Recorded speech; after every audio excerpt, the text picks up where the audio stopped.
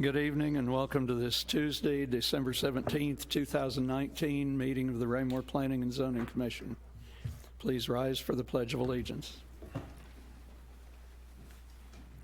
I pledge allegiance to the flag of the United States of America and to the republic for which it stands, one nation, under God, indivisible, with liberty and justice for all.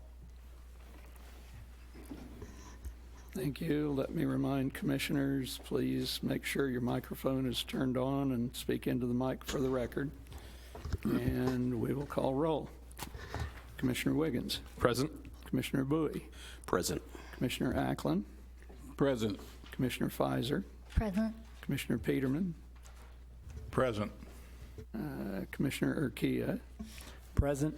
Mayor Turnbow. Present. And Commissioner Faulkner is present. We do have a quorum this evening. Under personal appearances, I will step down and be with you in a moment.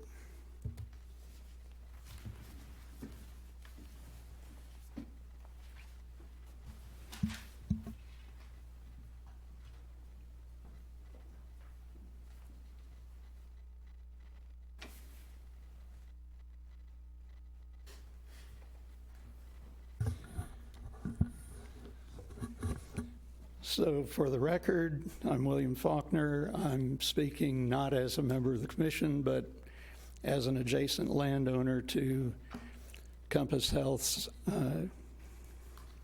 property. And speaking in regard to case 19023, the site plan, I'll be speaking for my wife and myself tonight.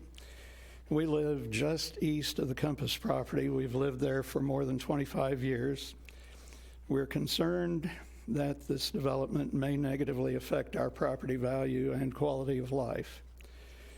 We attended the Good Neighbor meeting for the rezoning of the Compass property May 2nd, 2018, and the corresponding Planning and Zoning Commission meeting on May 15th of 2018. At that time, we were generally comfortable with their development plans.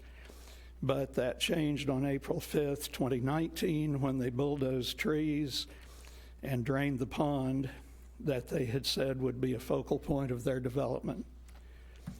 So moving ahead to the site plan tonight, we have several concerns. As at the Good Neighbor meeting, our main concerns are stormwater runoff, visual screening, and light pollution. The Compass property slopes heavily down to the east, while ours slopes down to the west.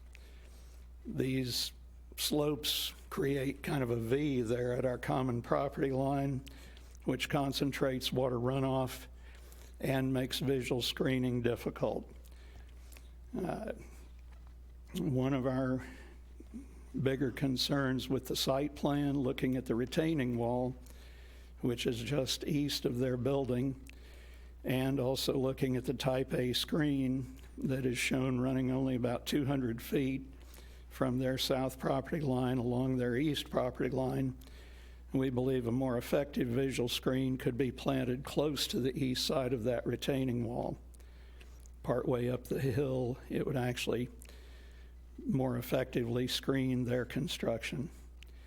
And finally, based on the actions of Compass in April of this year, we would like some assurance that Compass will follow this plan and comply with city code. Thank you. Do you have any questions for me?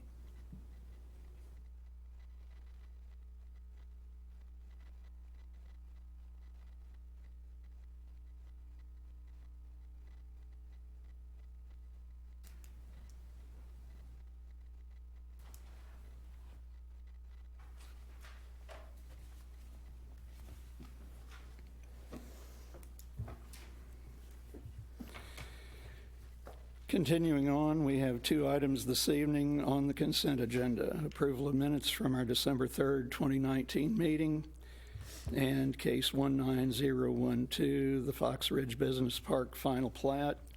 And as commission wishes, I would entertain either a motion to approve consent agenda or individual motions on those items. And Commissioner Wiggins. I move that we approve the consent agenda as approved both items A and B. Second. Yep. All right. Motion by Commissioner Wiggins, second by Commissioner Bowie to approve consent agenda, both items A and B. All those in favor, raise a hand, please. Thank you. And we have 8 in favor, none opposed, no abstentions.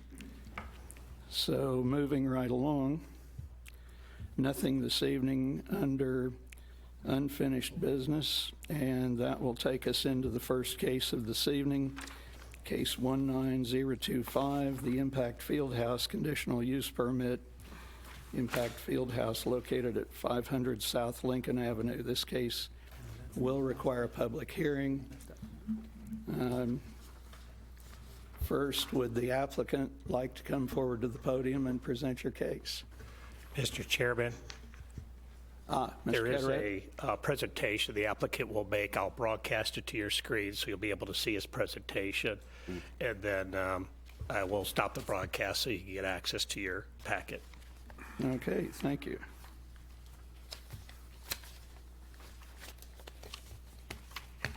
All right. Good evening. Hi. My name is James Ryan. I'm here representing a collaboration between myself, Mike Chick, and Brian Smith, who are here with me. We are Impact Fieldhouse. And yes, so our project is to deliver a multi-purpose sports complex here to Raymore. And I'll show you briefly what that looks like and illustrate our intentions for you. Our mission is to create a fellowship of sorts, an environment for our youth, our community, to instill a healthy lifestyle. We have multiple strategic objectives, of which the primary is to deliver an indoor, year-round solution for athletics and sports. It's a void in our community. We're looking to satisfy that void. We're going to have turf indoors, so all the sports that you could participate in on a turf playing field year-round. We'd like to be reasonably priced and accessible to all demographics of the community. And we'd like to be well-rounded in that. We're planning to offer both indoor and outdoor sports. As far as utilization, there are an array of different things you could do with such a facility. Our focus right now is soccer, baseball, speed, and agility, but you could see in the map there, there have been many in the community, clubs, teams, trainers, and the like, who have expressed interest in our project and looking for a home themselves. So we like to look at a 15-minute drive radius as far as what kind of reach we expect to have. So we expect to attract users from all these areas here. So our plan is to acquire this property here. It's off of J Highway and 58 here in Raymore. And in the red boundary line, you're seeing what the acquisition encompasses, both the land and the facility. So just briefly, indoors, we're going to have 3 large turf playing fields in the main facility. There's an outer building which will be focused on baseball pitching lanes and batting cages, also turf and multi-purpose. We've got 4 training pens that we're planning to facilitate a safe place for the toddlers to play indoors, a concession stand and a comfortable place for spectators. So we're here before you today to discuss the conditional use permit for the outdoor land, and you're seeing that there. We've superimposed a soccer field in that space, and you could obviously use that for more than just soccer, but that is I guess that's the topic of discussion here is that land there where you're seeing the soccer field. It'll facilitate more than just one team. You could practice 6 to 8 teams at a time. And the focus of this facility is training. We're looking for a home for our kids, the community to train. Part of the plan is to create some kind of privacy barrier around that property. So we've just rendered that here, for example. our fencing installation along the east, south, and west boundary or property lines. It's just being considered at this time, but the accommodation of a restroom facility outdoors is something we'd like to work into the plans at the appropriate project phase. And so, the other thing we're looking at is an expansion of our parking capacity. Running our capacity models, we've seen that there could potentially be a need, and obviously we've got to pair that with the occupancy load, but to expand our parking. So this is just 3 suggestions from Mike, Brian, and myself on where that expansion could take place here in those 3 areas. This is just illustrating what we intend to do. This is outside of the plot that we're discussing here, but a net for the outdoor baseball infield practice site and a walkway through there. These are just some renderings of the facility, just an old configuration, but showcases the theme, if you will, the quality. We're looking for quality amenities, a nice fit finish.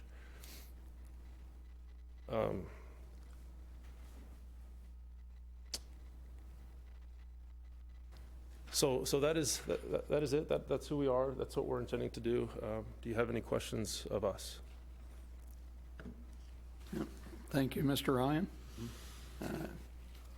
We have a habit of calling you back later when we have questions. Mr. Carteret, will you give us the staff report on case 19025, please? Yes, sir, thank you. I'm going to bring up, there's a few additional slides that I'll want to show as well as I go through the staff report, and then I'll release the computers.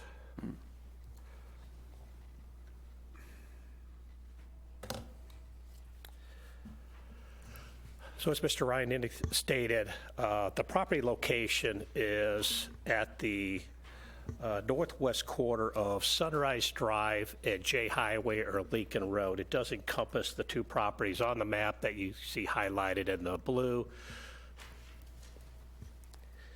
The property currently is owned by Dolores Russell, and I did include in your packet, not showing on the screen, but in your packet there were some photographs of the property itself.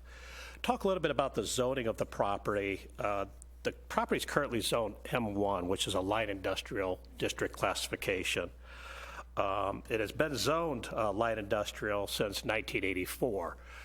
The Morning View subdivision, which is to the west and to the south, is a PUD zoning classification. Just important to note, though, that the 4th phase of Morning View, which is immediately to the south of the proposed conditional use permit area, was zoned M1 industrial until 2004. So that property actually, in order to do the 4th phase, they took land that was zoned light industrial and made it planned unit development. So they actually encroached, if you would, closer to the M1 district of the subject property. I just want to note that for the record, that this property has existed in its M1 zoning for quite some time. The applicant's request for the conditional use permit is really focused on, again, only the outdoor recreational areas.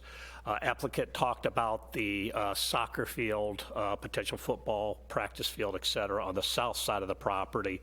The conditional use is for that area, as well as a triangular area up in the northwest corner of the site where they have the baseball infield practice field. The indoor use of the property for recreational activities is a permitted use in our light industrial zoning district. The access to the property is the existing driveway. That's off of J Highway. It will go to the existing parking area upon the property. The UDC does have parking standards for the indoor use of the property. The outdoor use is not specifically identified. As far as minimum number of spaces, it is left up to the discretion of the city staff. The building itself, the 3 buildings that we're dealing with here, just under 20,000 square foot. When we look at the minimum parking that would be required for the indoor use, we're looking at only 25 spaces. When you start looking at other recreational facilities for indoor spaces. They actually, when you look at the rack or look at the gym, that's just further up the roadway, they actually have a higher parking standard. The rack has a much higher parking standard that is provided. So when we start looking at, okay, how many spaces could we fit within this area? You saw the applicant's conceptual plan. It had 90-degree parking on it. My only hesitation with that is I don't know that the 3 aisles of parking would meet our code because there's minimum distances between the spaces for 90-degree parking. When I looked at the existing asphalt, I couldn't fit that style of parking in there. I had to go with a angle parking, which came up with about 35 spaces. But with maybe some minimal addition of asphalt, they could actually do the 90-degree parking and get even more spaces in. The light industrial zoning of this property does require a Type A landscape screen along both Jay Highway and Sunrise Drive, and you saw the applicant's proposal to show screening there as well. What staff would recommend in lieu of typically with Type A screening, we think of landscaping. We think of trees and shrubbery, et cetera. But there are other means of doing Type A, including fencing. And so fencing serves multiple purposes in going around the athletic field here. Certainly contains any activities that are going on the field, whether it's individuals or actually athletic, footballs, soccer balls, et cetera. So it contains it within the area. It contains any trash that may be there if spectators come on the property, and would keep it from blowing on adjacent property.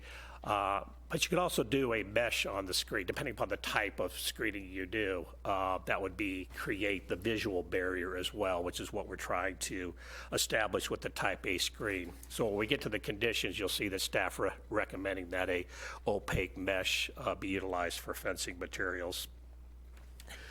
On the conditional use permit request, staff submitted proposed findings of fact. Staff does recommend that the commission accept those proposed findings and forward this request for the outdoor recreational facilities conditional use permit to the City Council with a recommendation of approval, subject to 8 conditions that we've outlined in the staff report. Briefly going through those, I mentioned the screening, that the outdoor screening of the soccer football field needs to be along the east, the south, and the west sides of the field with the fence height, and we've left it between 8 foot and 12 foot. And then second condition is that mesh or similar material be attached to create the opaque type screen. The third condition is that there can be no commercial or messaging signs allowed on the fence. When you saw their example, they had some commercial messaging. That's limited to the outside, advertising that would be facing outwards. If they were to put signs on the inside that you could see if you're on the playing field, that would be okay. Just can't be outward facing to the public. There could be recommended condition number 4 is no outdoor lighting of the ball fields. Fifth is that additional off-street parking area be provided. And in their packet of information they submitted, that's part of your packet, they did show additional parking area up front here. I think their plan that they showed tonight was a little bit modified from that, but we would require additional parking to be added to the site in addition to what currently can be provided on the surface that they have. Sixth condition is anytime the recreation outdoor fields are in use, there must be access to restroom facilities on the site. Seventh condition, there can be no outdoor recreational activities occurring until the conditions are met. So in order to use the outdoor recreational fields, they have to meet the other conditions that we've gone over. And the 8th condition, we would not want to see any overflow parking along Jay Highway, Lincoln Avenue. Sunrise is a public street, and right now it's not limited. The parking is allowed on that street, so that could be used for overflow parking if necessary. But again, we're looking at trying to get additional parking on the site. So those are conditions that staff would recommend, and that would conclude staff report.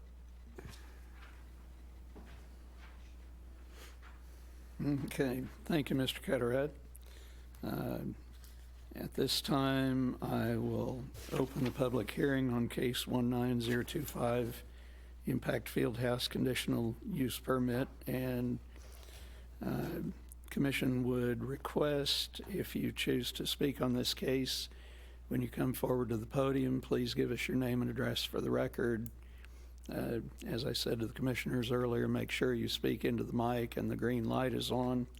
And also, we would request that you try to limit your comments to 5 minutes or less. And if you're in support of a position that's been previously stated, if you'll note that rather than reiterating the position, we would appreciate it to keep things moving. Okay, with all that said, I'll open the public hearing on case 19025, Impact Field House Conditional Use Permit. Would anyone from the public like to speak on this case?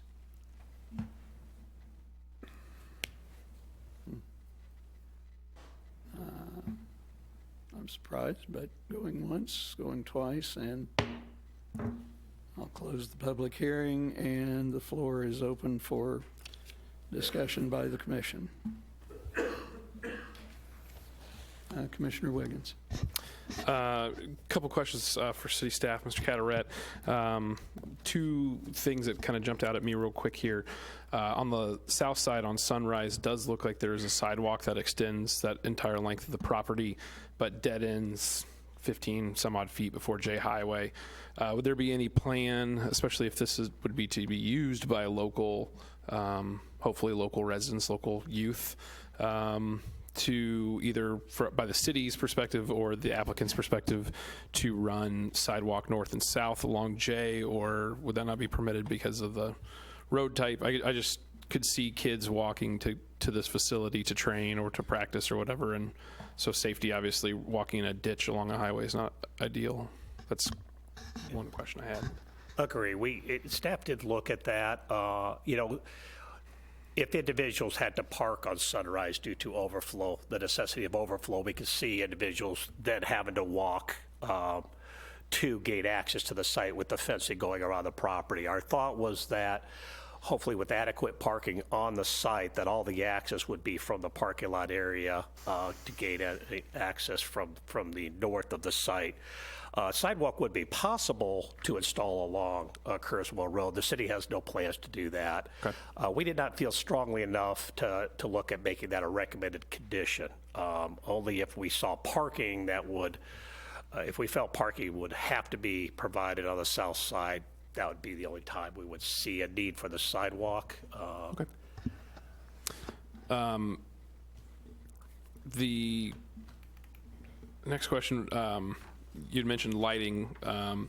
Would there be any sort of, or I guess, would general noise ordinance, be in effect for, I know lots of times, sometimes when people are practicing or training outside would, either bring stereos, or you even would have coaches with megaphones. At least when I was a kid, coaches loved to yell at you. Would there be anything like that that would be allowed, permitted or not permitted, or would that just fall under regular city noise ordinance? I just think if there are homes directly to the south and any sort of amplified audio outside of the buildings, any issues or concerns with any of that? Yeah, what would regulate that would be the existing city code regarding the noise ordinances. We didn't put in a specific condition regarding that, but that would be standard for any use on any property as the current noise ordinance that we have in place. We did feel strongly about there being no outdoor lighting of the fields. There will be allowed lighting of the parking lot area if they do wish to do that. And then my last question, although it wasn't listed, maybe the coloring indicates, but it does say west. The property to the immediate west is undeveloped industrial, so is that also M1 as well? So potentially there could be some other similar commercial or light industrial that could be built adjacent to the residential PUD. So they're not encroaching necessarily on a neighborhood. There is additional property that is already zoned for commercial or industrial use. There is on the south side, if you would, on the south side of the creek, it is a M1 zone property. Up by the Ball Diamond, that's actually PUD zone property, part of the Morning View Common area. Okay, so to the east of the pond, along the creek, and then up to the north. I'm sorry, I'm looking at page 15 in our packet. Yeah. So that little triangle is M1, and then to the west of it is part of the PUD, even though it's not shaded along the creek and then up. That's correct, yes. So we have the light industrial zoning to the west. Okay, that entire section to the, sorry, I know it's silly clarification stuff, but, Yeah, Morning View has a large common area around their pond and then up adjacent to the property. That there's a triangular area on the south side of the creek that's under separate ownership that is still zoned M1 and could be utilized for light industrial. but to the west of that creek, kind of northwest of the creek, is that part of the, because it's not highlighted in the packet as being part of the PUD, but it's not indicating there of what its zoning is. So that's what I was trying to clarify. Yeah, it's actually a split zoning. The common area immediately around the lake, the pond is PUD, but then more of the common area that's up towards the subject property is actually zoned M1. Okay. Even though it's owned by Morning View. Very good. Thank you so much. I've got a quick question. Yeah, Commissioner Bowie. A couple quick small things. On your staff proposed findings of facts, I'm looking at number 9 and number 10. It will not have significant adverse impact on pedestrian safety. He addressed some of my concerns, but in terms of noise and so forth, but some of the congestion that may happen along J Highway for that northbound turning left into the property, and even southbound turning right into the property with one entrance, one exit. Seems like there could be some issues there in terms of slowdown. I think that's 40 miles per hour, I think, as you head up towards Casey's maybe. Just having that slowdown on that highway could be an issue in terms of safety. And maybe, I think parking's going to be a big challenge in terms of congestion that may happen in terms of you got a soccer or field out there and you might have large groups of, there may be a school from Liberty that wants to come and use the facility, or Lee Summit that wants to come and use the facility. Now all of a sudden you got 60 kids, and you got a bunch of parents and kids coming in and out. Might be an issue. So my biggest concern was the entrance and the exit, only one, and the slowdown there on J Highway. Has that been looked at a little more closely by staff? We certainly understand there could be instances where there would be that congestion. Again, typically a use like this would have traffic generated kind of I don't want to say constantly, but it would be Moving. not necessarily concentrated all the time. There would be instances where you would if you had a specific event or something going on. But we felt comfortable enough we only have the one access to work with, but felt comfortable enough with the size of the facility, the size of the practice area, that it wouldn't reach a demand that would create a need for a left turn lane or a turn lane to try to alleviate that. Okay. Mr. Zer?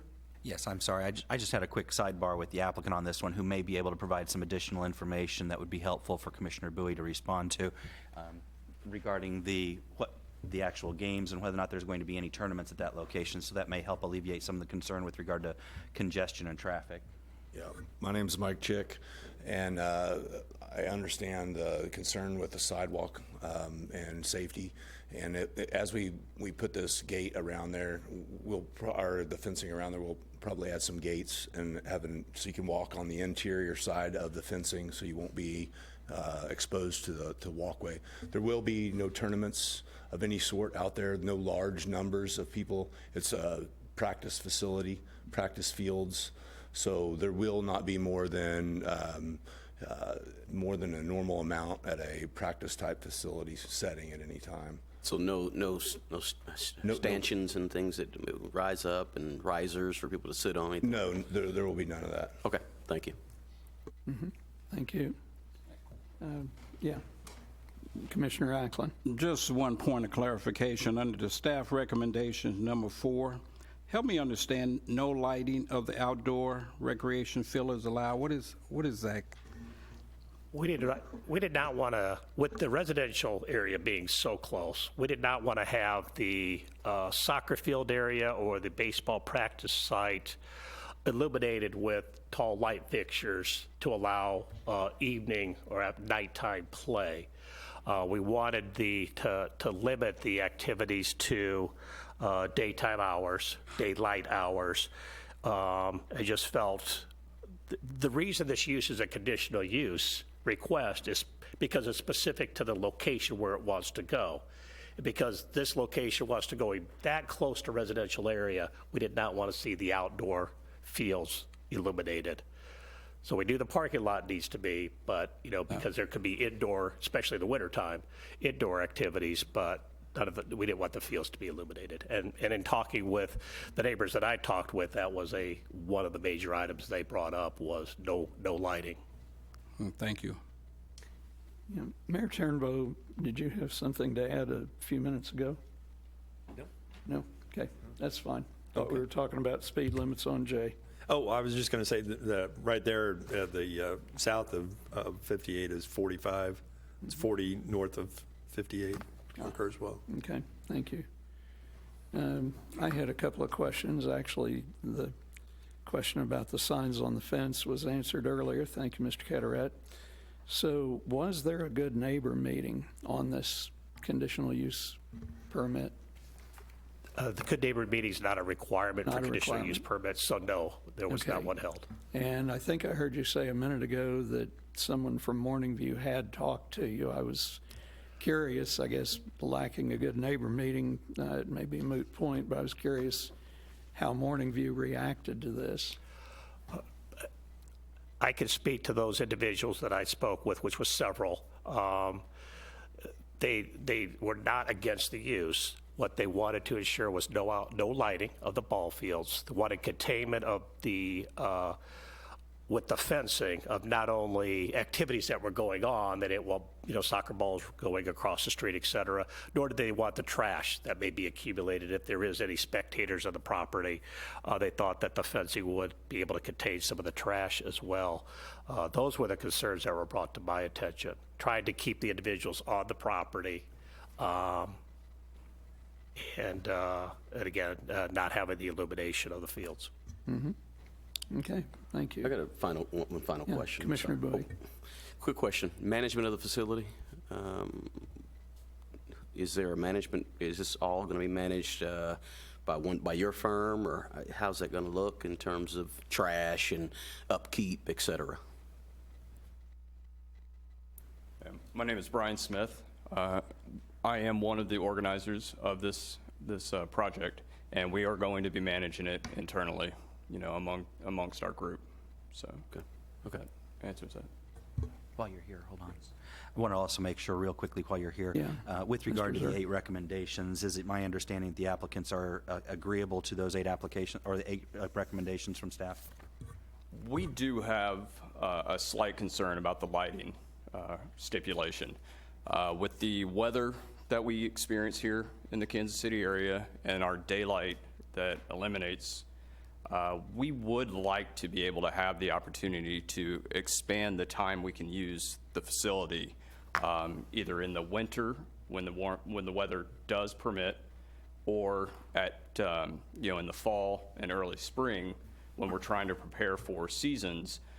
The lighting, I think there could be a solution that we can come up with that would please Morning View, please the council, and be able to accomplish what we need to accomplish to, extend the use time frame of that facility, of the fields, the outdoor areas.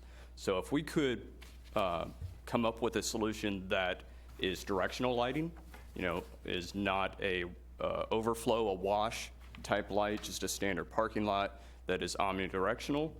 If we could do something, we would like to be able to have that reconsidered as a stipulation. Like I said, it is definitely a necessity for this project. Yeah. Commissioner Kia. On that note, Mr. Cataract, would we be amenable to hours of lighting as opposed to no lighting at all? Staff's recommendation is no elimination, not changing that recommendation. That's based on our view of the location. That's view of every resident that I talked with that was brought to my attention.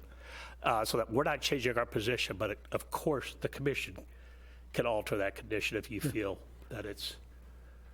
Okay, and then just also out of curiosity, on the softball field, I know the recommendation talks about fencing around the soccer field to the east, the south, and the west. was there any recommendation or condition for the softball or baseball field to have fencing along the north side and the west side as well?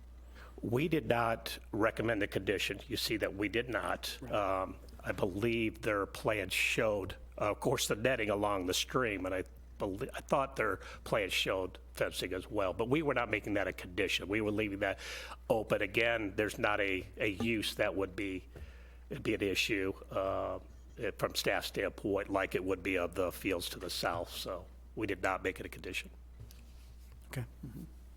Okay. Any other questions while the applicant's at the podium? Thank you. Thank you. Let's see.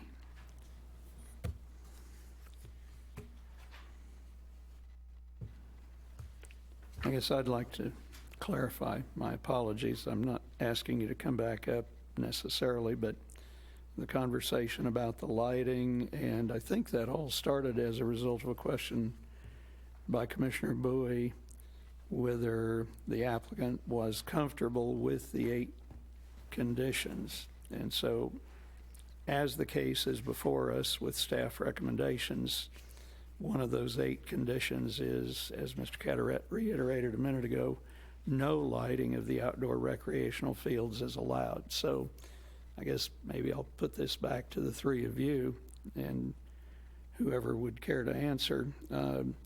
So the case as presented to us includes those 8 conditions. At this time, are you comfortable going forward with your application with those 8 conditions?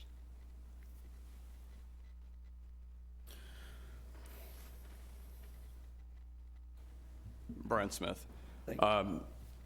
Yeah, the lighting is definitely a stipulation that, you know, we're going to need for this project. I think that, as I've said before, we can come to a solution that will allow us to illuminate the field for safety conditions and use purposes that will not hinder, you know, the adjacent neighborhood.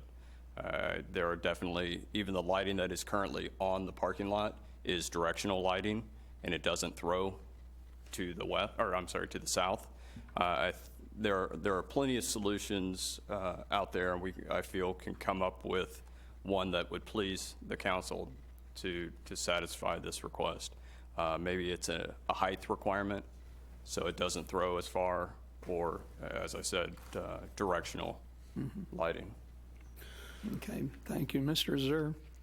Perhaps I'm borrowing trouble, but let's just say, for instance, if the Planning and Zoning Commission were to move ahead and accept staff proposed findings of fact and forward this conditional use case to City Council with a recommendation of approval subject to those 8 conditions, including no lighting, what happens then?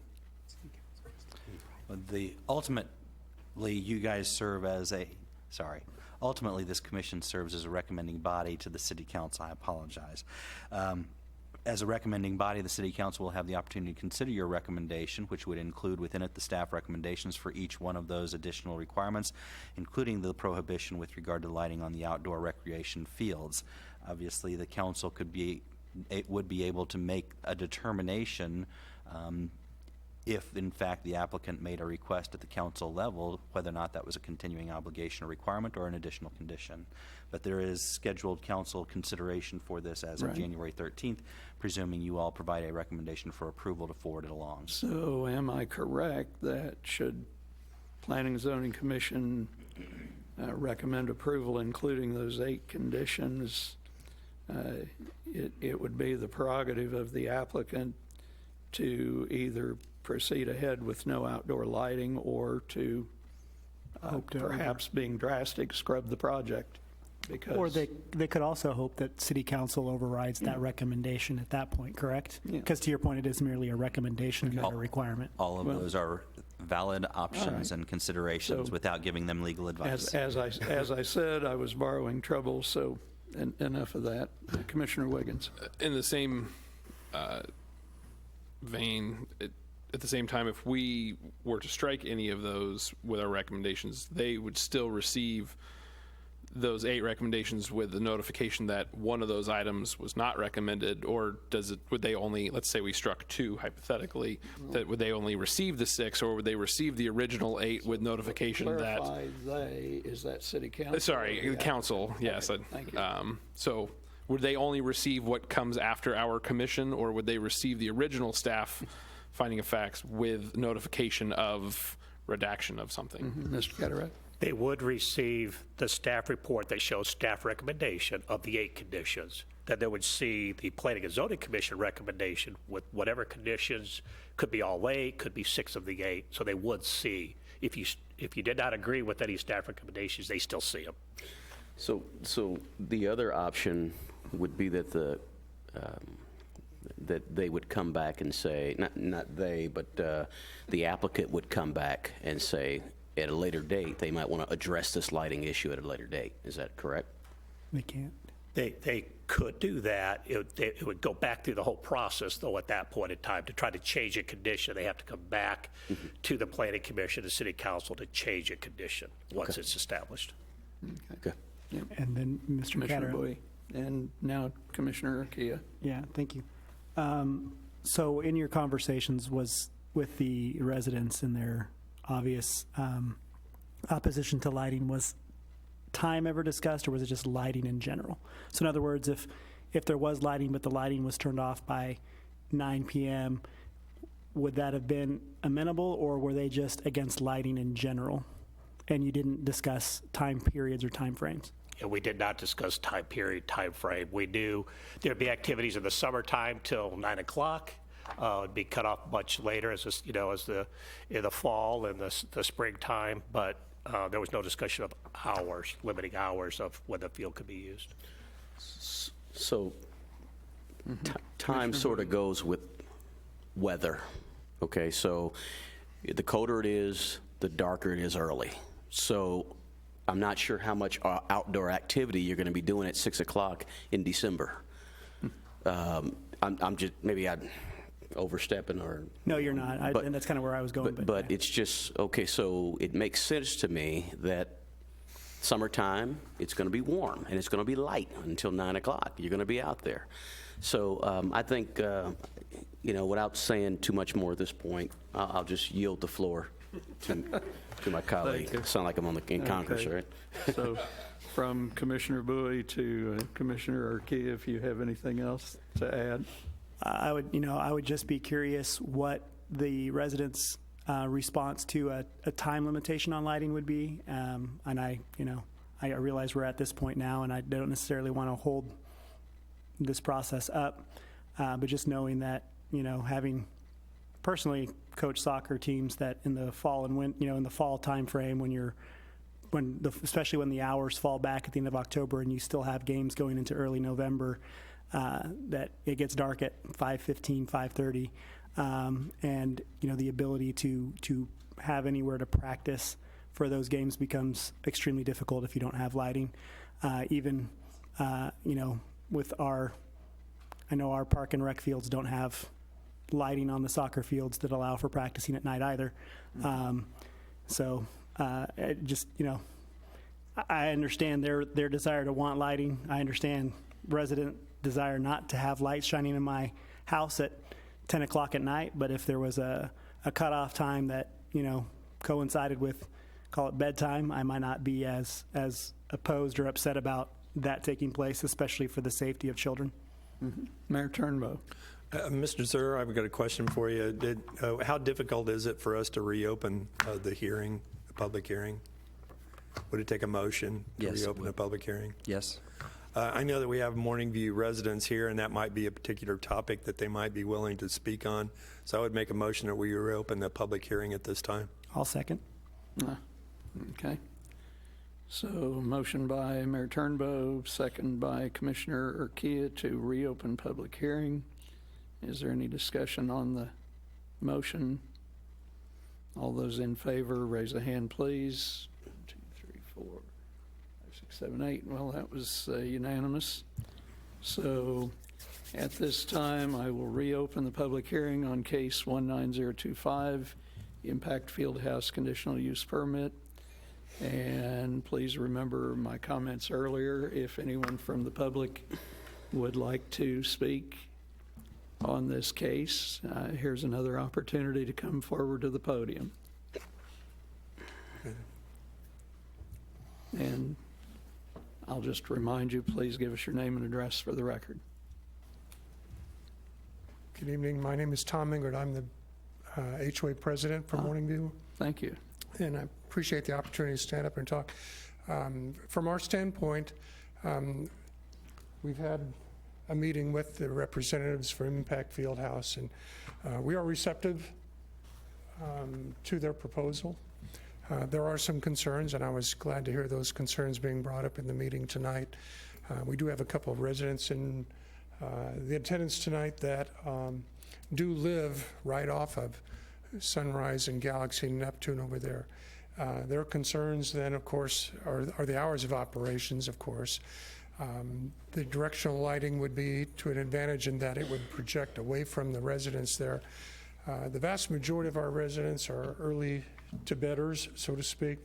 They're not up till 10, 11, 12 o'clock at night. They like to be tuned in earlier. And I think that from our standpoint, the communications that we have with Impact Fieldhouse is very positive at this point. They've been very open to come back and chat with us, and I think any communication lines would still be open and available to us from Morning View as we progress through this. Thank you. Question? Right here. Sorry, May I? Commissioner Thank you. Bowie. Appreciate it. So specifically, you said early to bedders. Give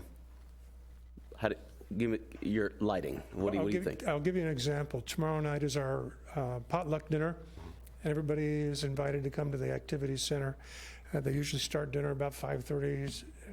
When everybody gets there, they have a quick business meeting, ends usually about 6:15. We start dinner. They're through by 6:30. We have about an hour's worth of entertainment, and then they all go home from there. So, it's usually 7:30, 8 o'clock, and we're watching a little bit of television, and then everybody's down for the night shortly thereafter. Understanding, too, though, that that's the Morning View, the majority of which sits west of the facility, and it's a small encompassing area that sits due south from there. So any lighting would simply be for that particular area right along Sunrise. Those would be the big concerns. Okay, thank you. Any other questions? Commissioner Urquia. Understanding early to bed, would 9 p.m. be, call it too late, 8:30? Would there be a time frame that would be? 9 o'clock would be fine. And to your point that you made earlier, nobody's practicing soccer tonight. But we do have those times, like later in the week, where we're going to be 50 degrees outside, and that's a really good time to be playing soccer out there. And if the field is available, then from a business standpoint, I'd certainly want to take advantage of that. Okay, thank you. Yeah, are we good? Okay, thank you. Okay.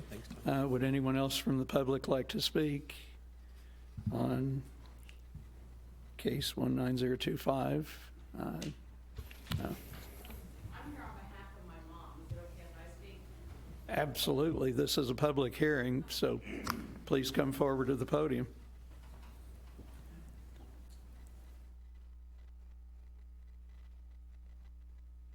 Mr. Sir. I'm sorry, Mr. Zur?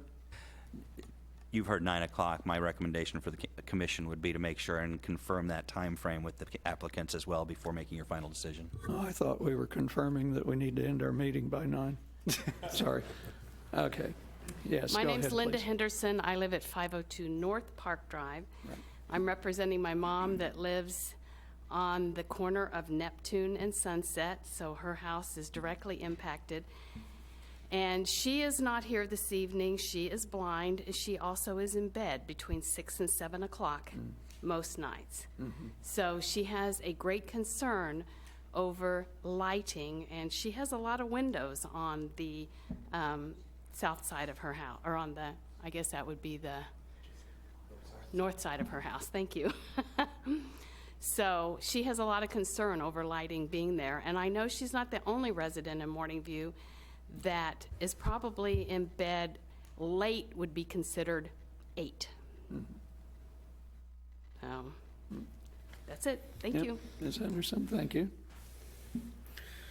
Public hearing is still open for a minute if anyone else from the public would like to speak on this case.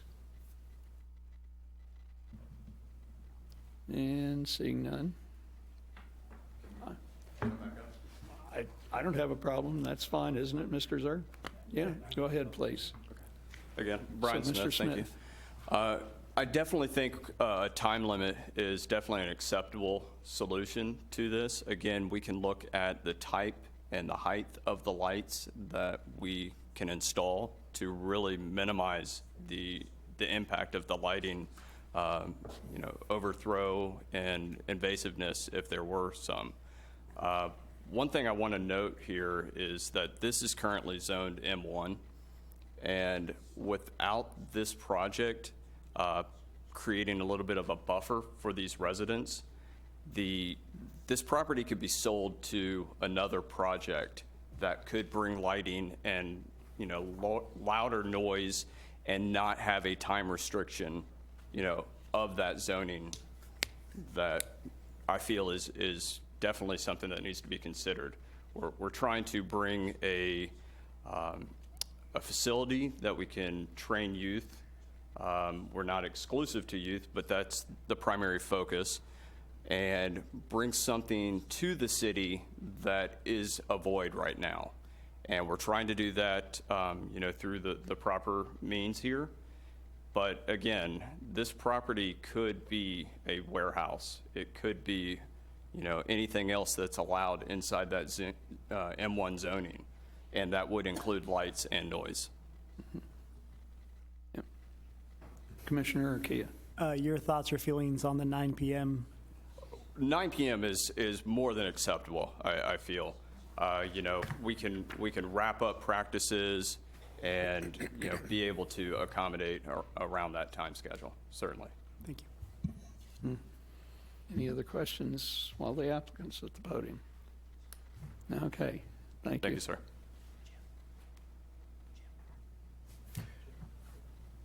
Sorry. Oh, okay. It's an interesting snag here.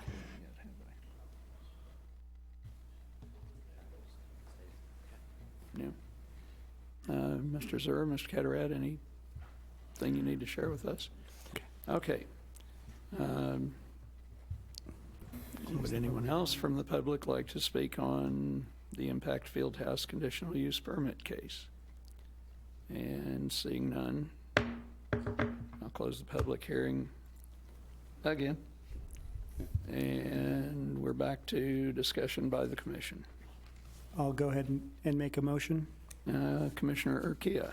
I'll make a motion to accept the staff proposed finding of facts and forward case number 19025, the Impact Fieldhouse Outdoor Recreational Facilities Conditional Use Permit, to the City Council with a recommendation for approval, subject to their 8 outlined recommendations, with an amendment to number 4 to include lighting is acceptable until 9 p.m. Okay, I think that's not really an amendment, Mr. Zer. Is that the proper wording? My understanding is that it's approving the recommendation from staff with the exception of number 4. Right. And there it is simply allowing it for a time frame up to 9 p.m. Correct. I understand that'd be directional lighting as required by code or all of that. Okay. Yes. As long as that's clear that that's what's going to City Council. All right. Thank you, Commissioner Urquia. Do I hear a second? I'll second. Commissioner I'll second. Pfizer, second. All right. Well, let me speak for a second. And so we have a motion on the floor by Commissioner Urquia, second by Commissioner Pfizer, to accept staff proposed findings of fact on case 19025, Impact Fieldhouse conditional outdoor recreational facility conditional use permit, and forward to City Council with a recommendation of approval noting 8 conditions, except condition 4 would now read, no lighting of outdoor recreation fields is allowed past 9 p.m. That sound right? Okay. Thank you. Now, discussion on the motion. Commissioner Wiggins. Thank you. For city staff, since this hadn't been discussed previously, we mentioned, or you mentioned in your staff report of an 8 to 12 foot screening. Would the poles in which the lights are attached be limited to the height of the fence? Or would we potentially, that wasn't obviously not something that was discussed, and so are we opening the door to a 50-foot,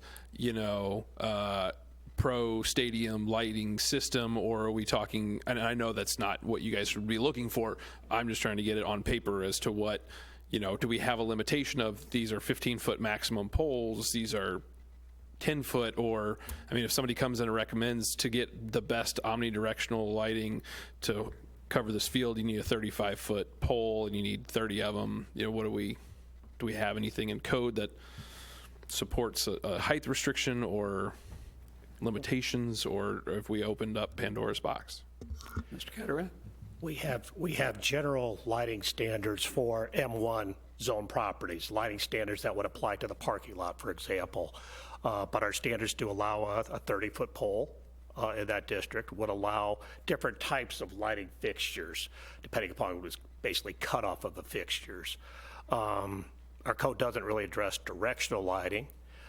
We do have lighting standards of how we measure it at the property line, foot candles actually spilling over across property lines that would be regulated. So we have those standards in place, but there's not really any guidance here. I think it would just be staff working with the applicants on coming to some level of agreement of what that standard, would be, but other than beyond the general ones I mentioned by code. So, Mr. Carteret, am I correct, since this is an existing facility, that there will not be a site plan coming later to the commission? That is correct. This is the only item that would be coming through the process. Thank you. All right. Is there any other discussion on the motion? Commissioner Kia. So to Commissioner Wiggins' point and to kind of what you were mentioning, if, for instance, lights weren't allowed on the field, theoretically in the parking lot or on the where the building already is, would there be any restrictions to the? So in other words, if they were to throw a 30-foot pole on the parking lot that happens to light the field from there, would there be anything in the code that would restrict that from happening? Again, with your condition, no. Okay. With staff's condition, yes. It would have to be directed towards the parking lot. You would have some general spillover that would occur. They would be allowed to do the 30-foot pole, to light the parking lot if they so choose. In staff's recommended condition, it could not be directed towards the field is all. But if it was not directed just up high and happened to spill over, that would be allowed? Because that would generally be, with the light fixture, that would be allowed because it wouldn't spill over to a point along Sunrise what would violate our code. All right.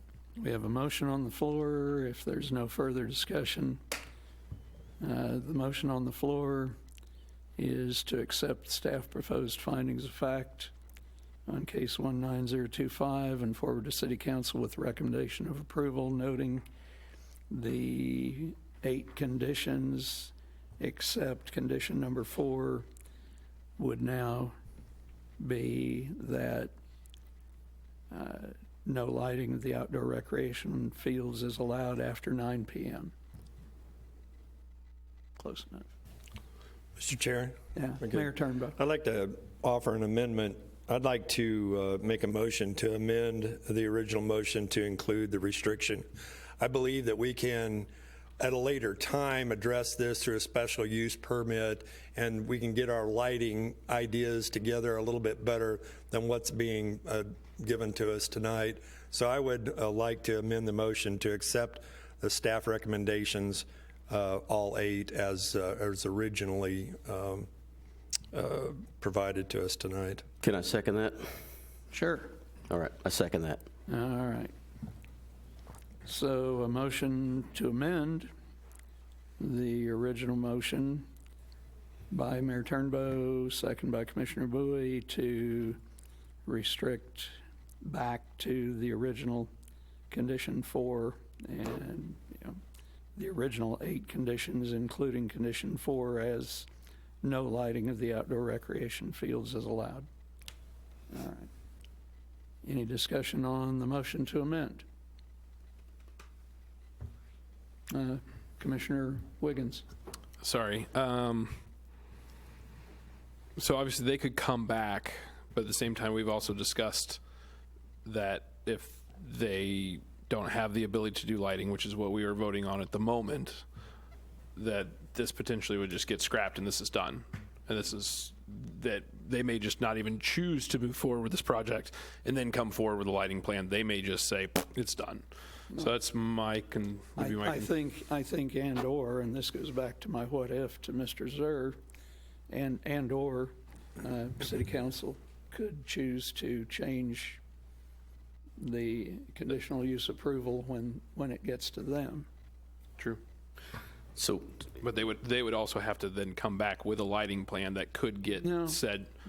I mean, if Mayor Turnbow's situation was come back at a later time for a special use permit to allow for lighting of the field, but then that has to come back through and get voted through, in which that case it could get shot down, but they've now invested in transforming this facility into an indoor facility, but it only works if they have outdoor lighting. So they need to know tonight whether they're going to have lighting abilities or never have lighting abilities. And if there's a possibility of it never, then they said they're potentially done. So they need to know tonight. They can't go forward and then come back 3 months from now with a lighting plan. I mean, maybe they could if they want to continue to wait. I'm not so sure that what you described seems like one possibility, but Mr. Zer, if commission recommended approval with the original 8 conditions and it went to City Council could change conditions and it would not come back to Planning and Zoning Commission, would it? Yes, that is correct. It would not come back to Planning and Zoning Commission. Okay, so just to clarify. Well, right, but they made- would still have to come to, I'm sorry, Mr. Zer, please. Say, unless they made a specific instruction to send it back to the Planning and Zoning Commission based upon additional recommendations or suggested changes. Right. So I think, to me, the what-ifs, we really don't know. We can speculate, but there's unknowns that we really don't know. Yeah, because Mayor Turnbow. Yeah, my point is that between now and the time that the council sees this, there could be some plan in place to show the type of lighting that that was recommended by our group tonight not to allow, that maybe would both satisfy the residents and the team up here. yeah, if I can jump in, I'm sorry. Commissioner Bowie. If I may. My original concern with the original motion was just that we went from no lighting to 9 o'clock lighting a little too quick. I think maybe there needs to be some thought process going to that, and maybe some other ideas that maybe could be a good, viable, workable solution for all parties involved. Not to mention that the residents that Mr. Ketter had said he spoke with had some concerns about it. So I just thought that we needed to maybe take some more time, as the mayor said, and I think this allows us to do that. And I can say that, I didn't, jump from no to 9 p.m. on a whim. It was based off of the president of the HOA's amenability to 9 p.m. and knowing the need and desire to have lighting on the facility. Also knowing that, the folks that we're dealing with, they're not out-of-towners. They're not, here to take advantage of any situation, knowing that our city staff and who they are and what they do, that there would be an agreeable conclusion to the process, and so therefore kind of letting them know that we are in support of the need and desire for light, understanding what's going on there, knowing that something, to the mayor's point, could be worked out. Only difference is I was just trying to let it, have it in there that we understand the need and we're supportive of lighting with the HOA president's recommendation. But if that's not what everyone is comfortable with, then so be it, hence the ability for motions and votes. All right. Thank you, Commissioner Kia, and Commissioner Wiggins, please. Just for my own clarification, so if we moved forward with Mayor Turnbow's amendment or motion, if they were to come back with a lighting plan to get a conditional use permit for lighting, that would not come to us anymore because it's no longer, I mean, I just want to know, because we were talking about that. So if they were to come back or to come, obviously they could come to the council meeting by the 13th of January with a plan and say, this is our plan, this is what we would like to do and what we discussed after the P&Z meeting, then obviously they could then choose to move forward with the presentation. But if they went ahead and took our immediate recommendation to move forward with the 8 findings or the 8 recommendations by staff. Conditions. The conditions, thank you. And they vote through that twice, the applicant still could come back, but then it would have to go through a new process to do all the lighting, and at that point could potentially be turned down for that conditional use permit after they've already, I mean, because they would have to, would it come back to us or would it just go to the council? Or that's where I was trying to find out if they have to come back to the commission or. Yeah, To that's change a better. condition, if city council accepted all 8 conditions as staff recommends, to change one of those conditions, it's got to go back through the public hearing process to the planning commission to council. Right. But if city council approved the conditional use permit with a different condition number 4, then it could be a done deal at that point. Yeah. And at this point, my motion is going to make it into the minutes whether it's approved or not, correct? Oh, I hope all this is in the minutes. It'd be long minutes.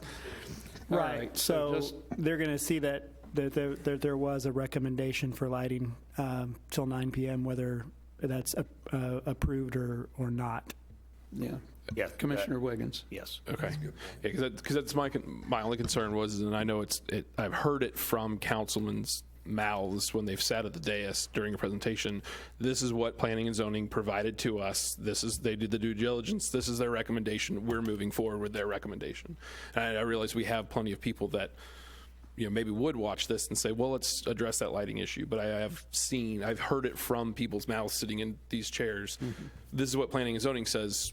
Let's just push it forward. And I don't mean to make it's been good discussion. sound like a rubber stamp kind of process, but there are some things that they've deliberated and debated this. Let's just move it forward. So I just don't want them to, if we give them the opportunity to change it, I want to make sure that they know the opportunity as opposed to just, okay, well, they said just these 8 are good. Let's just keep it going. Yeah, I just don't think that's going to don't want to do that to the applicant. Commissioner Bowie? No comment. Oh, sorry. So after all the discussion and the amended motion, amendment to restrict back to the original condition 4, I think I'm in agreement with that, mainly because Morning View is there. That is an existing use. It's residential. That was approved zoning by commission some time ago, as noted in staff notes, and I think I'm probably a little bit biased in favor of the existing residents who have been there and have some expectation not to be disturbed by adjacent development. So anyway, is there any further discussion on the motion to amend the original motion? Just a quick, sorry. Okay. Just a quick, and I kind of agree with Commissioner you. Bowie. I think that there's the president of the HOA, but then there's residents that are saying, and I'm the type of commissioner that I care and I'm concerned about what the residents that live in the area say and what they think. And so there was a little bit of, from what you told us, the people you spoke with versus what the president of the HOA says. So I think with that is one of the reasons I think we need to kind of look a little further at this as opposed to dumping into it. And I'll just Commissioner Kia. piggyback on that again, that there was no time frame discussed with the residents when you spoke with them. And again, hence the question and the time that I kind of threw out there. But then also Chair, and this may be a question for you, Mr. Cataract. Let's say that they don't move forward with the project because there is no lighting. This area is zoned M1. What type of development would we be looking at in the future then that could be developed there, and what type of lighting for the parking and things like that, and what kind of impact might that have? I know it's all theoretical, but since we're getting theoretical and the impact on the adjoining communities, kind of walk us through what that might look like and what impact that may have, if you would, please. We have to we'll focus on the current zoning, which allows light manufacturing. So you could have buildings with, security lighting around it. You could have a parking lot area up against Sunrise Drive, which would be allowed to have the parking lot lights. They would be required to do, I mentioned the type A screen. So we probably would go more towards a landscape screen in that event with trees, that they're able to grow up higher to try to block any ambient light that may come across the roadway. So we would just look towards our current code standards for what the lighting, restrictions would be there. I just wanted clarification because I know, while I completely agree and I also care about the residents that are currently living in that area, I think it also is important to think about what other impacts could come down the road, and Right.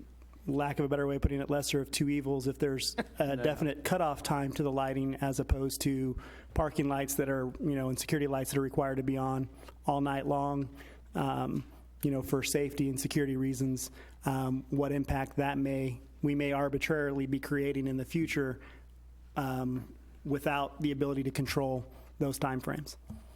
Personally, I'm kind of a fan of win-wins rather than lesser of two evils. That had an ominous sound to it. But So we just have to be careful, though. I don't think we can make. I don't want to make decisions based on what if and, well, if we don't come, something else can come that we may not. That's not really. It doesn't fall into my decision making, to be honest with you. But I appreciate it, the information. But I don't think the lesser of two evils is the route to really think of. So let's deal with this in order. Yeah. The motion on the floor now was by Mayor Turnbow, second by Commissioner Bowie, to revert back to the original 8 conditions as presented by staff. No lighting of the outdoor recreation field. So that is the motion that we're voting on. A yes vote on that says we go back to the conditions as published in staff report. A no vote says that we stay with Commissioner Urquia's motion, which modified condition number 4 to allow lighting. Is that clear enough? Okay, so we're voting on the motion to revert back to the original 8 conditions. All those in favor, raise a hand, please. 1, 2, 3, 4, 5. All right, we have 5 in favor. Opposed? Sorry, we're challenging my...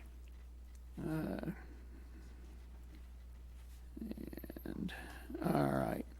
So we have 5 in favor, 3 opposed, none abstaining. In opposition, Commissioner Wiggins, Commissioner Pfizer, and Commissioner Urquia, and actually 5 will carry the motion to revert back to the original conditions. But before we go back to that motion, I'll offer any of you 3 commissioners an opportunity to state again your objection to the amendment. Commissioner Wiggins. Just briefly that, and more just a statement to the applicant, just I hope that you guys do come January 13th with some sort of plan in place. Obviously they will know of this. That was my main purpose, and I would like to see some sort of reasonable between both parties situation. So that was my reason for no, just to state that I would like to see something reasonable, because as stated, M1, people love to build storage units in Raymore, and that's M1, and next thing you know, there's 1,000 RVs in that parking lot instead. Yeah. Commissioner Kia? Yeah, I've kind of spoken to my point. I would just add, the only thing I would add is that obviously, when you think about summertime, the sun doesn't go down until after 9.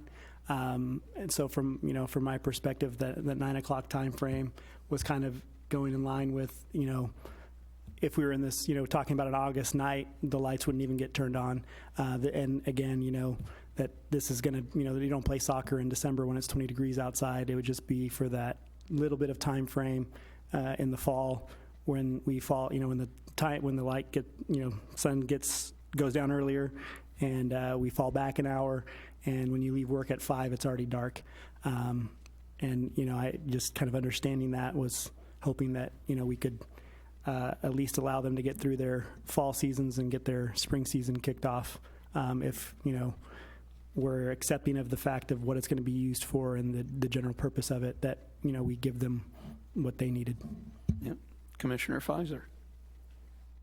Well, I kind of agree that lighting is helpful. I remember going to soccer practice after work, and it's not a long time before it's dark, and so it's difficult. I think that I'd like to see some sort of lighting there, and I think there are a lot of options that aren't 30-foot light poles. I think there's a lot of low-level lighting, and this isn't going to be a facility for tournaments, as they've said. So I think you can provide sensible, adequate lighting for practicing that isn't going to be overbearing to the neighbors. I'd like to see that sort of thing studied and presented. So I think that that's just a possibility. I think, I definitely understand them wanting to get more time out of their facility, and it sounds like something that would be good for Raymore. Like you said, it isn't another storage facility, so I think that's always a plus. So that's really my opinion there. Yep, thank you. Okay, so we are back to the motion on the floor as amended, which I think I could say now is to accept staff proposed findings of fact and forward to City Council with a recommendation of approval, including the 8 conditions as noted by staff. Mr. Zur, that sound right? Okay, is there any further discussion on that motion? Okay, been said. All right. All those in favor of the motion, raise a hand, please. I'm sorry. We already. This is the original motion as amended. As amended, that's exactly correct. I'm not gonna respond to that one, sorry. But yeah, so the original motion as amended is to accept staff proposed findings of fact, forward to City Council with a recommendation of approval subject to the 8 conditions as noted in staff report. All those in favor, raise a hand, please. 2, grudgingly, 3, 4, 5, 6. Okay, so I have 8 in favor, none opposed, no abstentions. That was not that hard. Thank you. All right, motion goes forward with a lot of discussion, and Mr. Carteret, I know you and Mayor Turnbow will follow this one forward. Okay, moving along, the second case under new business this evening is case 19014, the Hy-Vee Fast and Fresh site plan located on the southwest corner of Foxwood Drive and Fox Ridge Drive.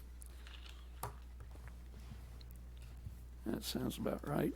And this is a site plan. Would the applicant like to come forward to the podium and present your case, please?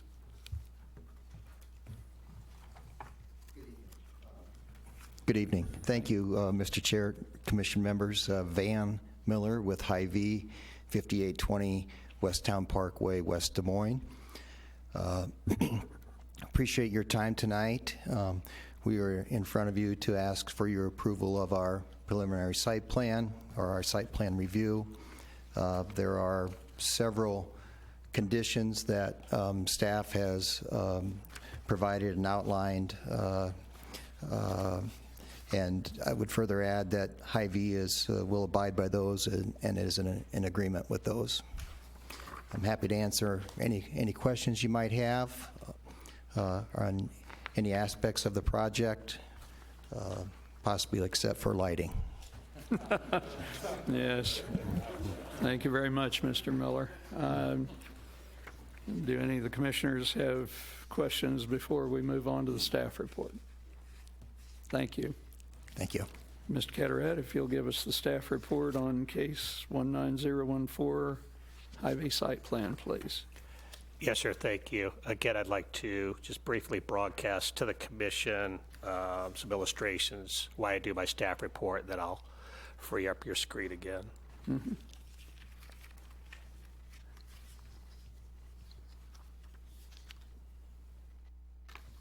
As Mr. Miller indicated, this request before you is the final step in the creation of the Hy-Vee Fast and Fresh Market. This is the request for site plan approval. Their project is at the southwest corner of Foxwood Drive and Fox Ridge Drive. The property is zoned C3 commercial, as is all the surrounding property to the west and to the south. This particular lot is right at 2.7 acres in size. They do propose a 6,500 square foot Hy-Vee Fast and Fresh store. It will have a drive-through lane that will go on the south side of the building with the window on the east side of the building, as well as there'll be fuel pumps in front of the building along Foxwood Drive. The lot is part of the Dean commercial preliminary plat that the commission and council did approve back in May of 2019, and then a conditional use permit was approved for the fueling station portion of this land use in July of 2019.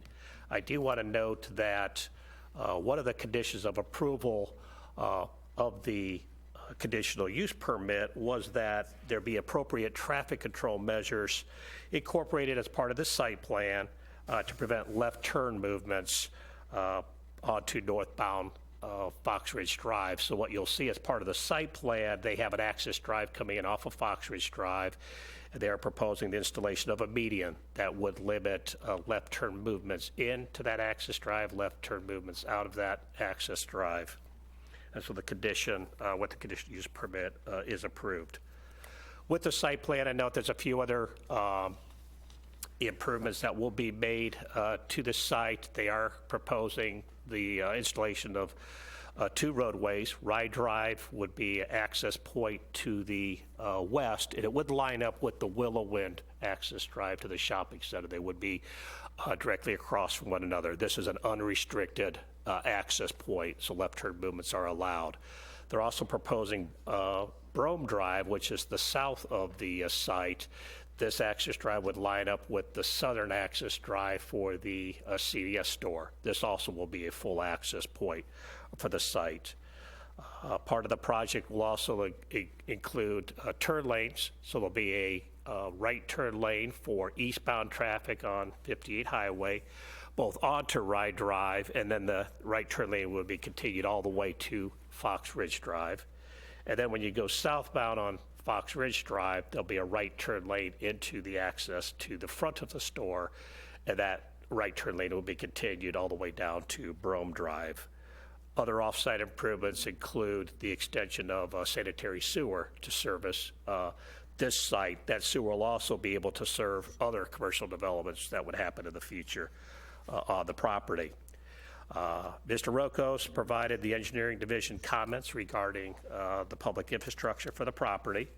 I note there are some special conditions that do apply to the site. One condition specifically for the fueling station, and then there's special conditions for any drive-through facilities. Their site plan complies with all the requirements of those 2 use conditions. Parking, they do exceed the minimum parking. They are providing a total of 35 spaces on their property. Regarding the landscaping, They do provide landscaping, the street trees. They happen to have 4 street frontages, so we'll have street trees around the perimeter of the site. 58% of the site is actually in landscaping, well exceeding our 20% minimum requirement. There's no screening required with the adjacent properties being zoned commercial, and all the interior parking lot landscaping requirements are met. The building design does comply with our design standards. It is actually it's a very nice architectural design you see in the illustrations that were included in your report. It does provide a combination that's 4-sided architecture. Building materials are brick and cut limestone, and there's plenty of articulation on the walls being provided. The site plan indicates pedestrian access. There's going to be sidewalks around the perimeter of the site along the public streets, as well as public sidewalks to get access from Fox Ridge Drive and from Rye Drive to the front of the store. South Metro Fire District did review the site plan, and their conditions have been met. Regarding stormwater control, they are collecting the stormwater runoff from the site, going into a detention basin, which is on the west side of the property. The water will be collected there, and then it will go through a storm sewer pipe to connect to the existing storm sewer that exists along Fox Ridge Drive. There will be runoff that would come off of Rye Drive will be collected and discharged to the field area, temporarily to the field area until further development occurs to the west. So that will be minimal runoff coming off of Rye Drive. Again, site lighting for the property, they are using 30-foot freestanding light poles. They do have 90-degree cutoff. The under canopy lights meet the requirements of our code. They provide a trash enclosure on the property. They are not providing a recycling container on the property. I note that only that if they do want to have an outdoor recycling container, it cannot be in a parking stall. It has to be within a screened enclosure. That was a new requirement. If you recall, we passed. This is one of the first projects coming underneath that new requirement. So they don't have to provide for recycling. If they do, they have to enclose it. Staff has submitted proposed findings of fact for your consideration on the site plan. We do recommend the commission accept those findings and approve this Hy-Vee Fast and Fresh site plan subject to the 16 conditions that I have outlined in the staff report. That would conclude staff comments. Thank you, Mr. Cataret. Site plan does not require public hearing, so the floor is open for questions, discussion by the commission. I have a comment. Commissioner Pfizer. I just noticed on the elevation sheet that the elevations are mislabeled. The east and west are called the north and south, and just wanted to clarify that, so if anybody was looking at it, they would kind of figure it out, but just wanted to point that out. Thanks. Good catch. Commissioner Kia. On the drive-through lane, is that wide enough for just one vehicle? Or if I think I'm going around back so that I can turn left to go north onto Fox Ridge, am I going to get stuck in the drive-through lane like I do at Taco Bell and get very, very upset? Or worst case, somebody's in their truck and decides that they can make the curb themselves? It is only a one lane, and it is limited by a somewhat substantial retaining wall. There'll be no going around any vehicles in that lane. So. But you'll only do it once. Yeah, no, trust. I mean, I'm not worried about it. I just know that was a sticky point with the Taco Bell was the fact that there's no way to bail out of the drive-through if you accidentally found yourself in there, or you got into the line and you ordered your dinner and then they told you they couldn't take credit cards that night and you were stuck waiting for that to go through. But it just more of a curiosity. Further questions, discussion by the commission? Perhaps a motion? Commissioner Wiggins. I will make a motion to approve case 19014 Hy-Vee Fast and Fresh site plan and forward to City Council for approval, including the 16 I'm sorry. Oh, it doesn't go to the council. Sorry. If I can clarify, this is please. our I'm sorry. final action. That's right. Final. So I vote that we approve case 19014 as presented by staff. Mr. Zur. Presuming that's all subject to staff's 16 recommendations? Yes, as presented by staff, including the 16 recommendations, so that Mr. Zur has it on the paper. Thank you. I'll second. Okay. Is that okay? All right. Motion by Commissioner Wiggins, second by Commissioner Peterman to accept staff proposed findings of fact on case 19014 Hy-Vee Fast and Fresh site plan and approve the case subject to the 16 conditions as noted in staff report. That sound right? Okay. Is there any discussion on the motion? All those in favor, raise a hand, please. 6, 7, 8. And that's 8 in favor, none opposed, and no abstentions. And that takes us along to our third case under new business this evening, case 19023, the Compass Health site plan at 501 North Sunset Lane. And as an adjacent property owner, I will be recusing myself from this case.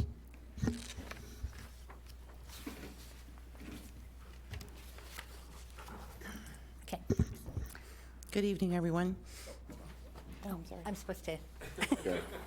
Yeah, might need somebody in the chair. I'm the chair now. I guess the applicant will present their case. Thank I was you. getting a little ahead of myself. Good evening, everyone. My name is Alyssa Carnes, and I am the Vice President of Operations for Compass Health. I was here probably, what was it, Jim, a couple of years ago? Yeah, to talk about this project. We have made some changes in scope on this project to bring our budget down. Originally, it started off as a 70,000 square foot facility with about 40,000 of that being clinical operations, offering a variety of different clinical services. None of those have changed. We also had planned for a 30,000-foot event center to provide space to do training, large trainings for staff, bring staff in for large events, whatnot. As our budget climbed and our site work got complicated, we had to make a decision on scaling that project back. So we have eliminated the event center portion of it and focused all of our energies and our resources on the clinical operations, which has not changed.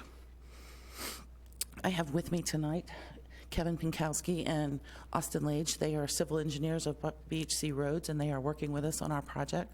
And they're available to answer any questions that you might have about the technical stuff that I can't necessarily speak to. But I'm happy to answer any questions that you have for me. I got a quick question. So can you be a little more specific on the de-scoping that you did? So you went from how big to how big? We went from approximately 70,000 square feet down to 40. Okay. So it was a substantial reduction of space. But we kept all of our clinical space, all of our service space, the space that is occupied by psychiatrists and therapists and dental and primary care and pharmacy. We kept all of that space. We just eliminated the space that would have been dedicated to large-scale events. But the footage, the footprint on the that didn't change at all, correct? The footprint of the,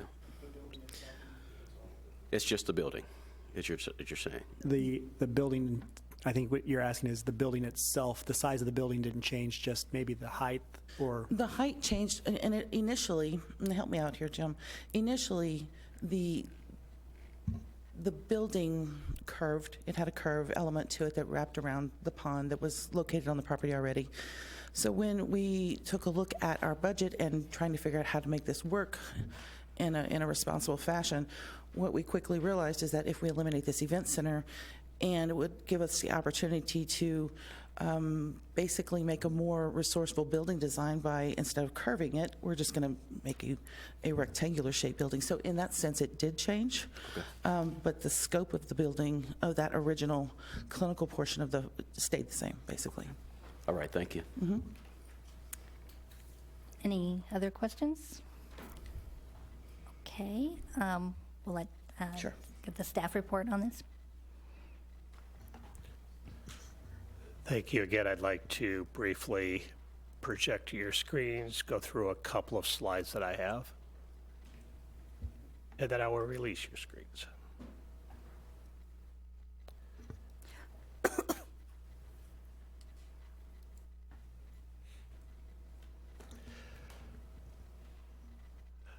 So as the applicant indicated, this is a request, the final step in their process of developing the property for a site plan for Compass Health.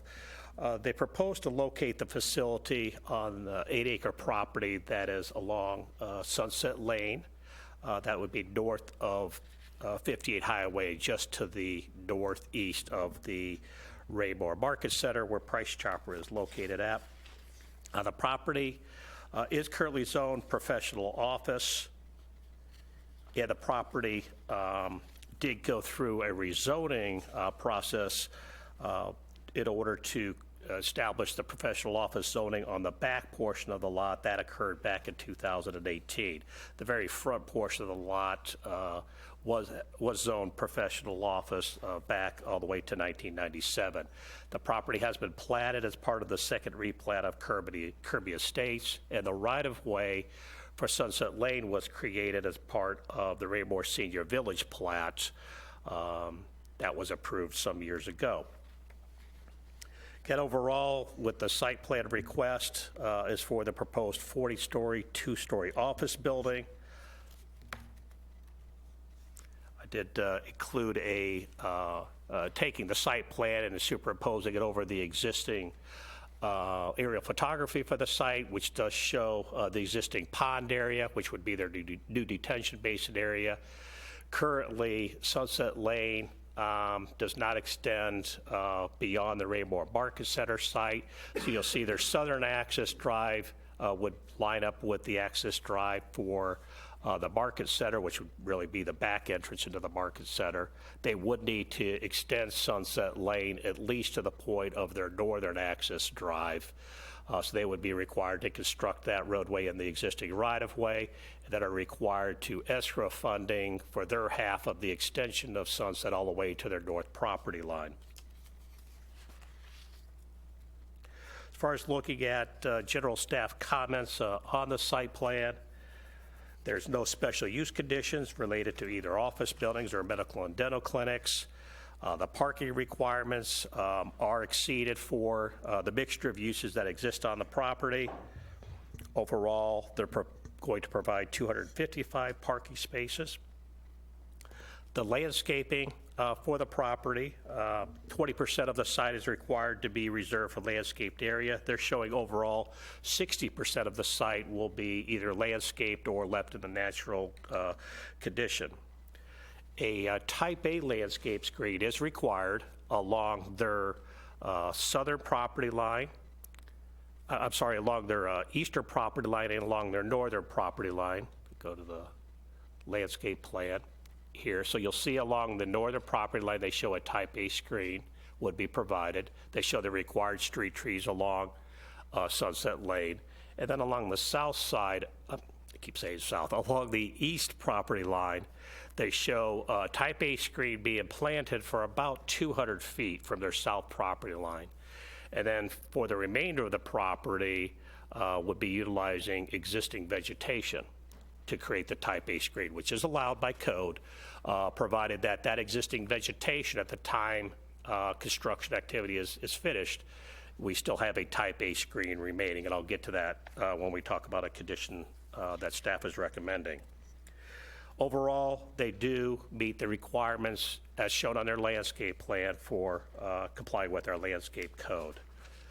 Building design for the structure is compliant with our design standards. It is four-sided architecture, and the building materials consist of brick and EVIS material. Articulation is provided as required. They are required to install sidewalk along Sunset Lane, as well as have a connection of sidewalk to the main entry area, which they are providing. South Metro Fire District did review this site plan as well, and they have met the requirements of the district.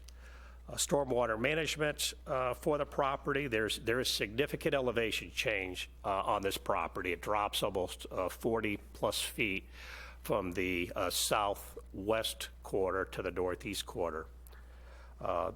They are showing the existing pond would be transformed into a detention basin.